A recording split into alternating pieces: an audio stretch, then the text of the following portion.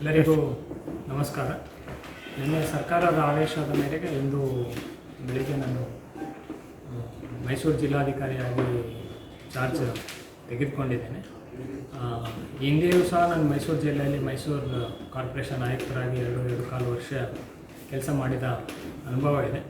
ಇದು ನನ್ನ ಅದೃಷ್ಟ ಅಂತಲೇ ಭಾವಿಸ್ಬೋದು. ಮತ್ತು ಖಂಡಿತ ಒಂದು ವಿಶ್ವಾಸ ಇಟ್ಟು ನನಗೆ ಜವಾಬ್ದಾರಿಯನ್ನು ಕೊಟ್ಟಿದ್ದಾರೆ.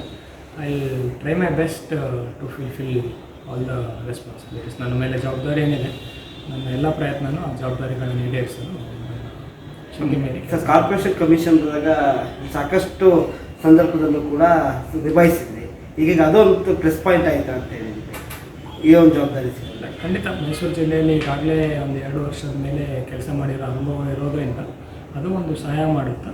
ಮತ್ತು ಅದೇ ಹೆಚ್ಚಿನ ಈ ಮೈಸೂರು ಸಿಟಿ ಬಿಟ್ಟು ಭಾಳಷ್ಟು ಗ್ರಾಮೀಣ ತಾಲೂಕುಗಳಿದ್ದಾವೆ.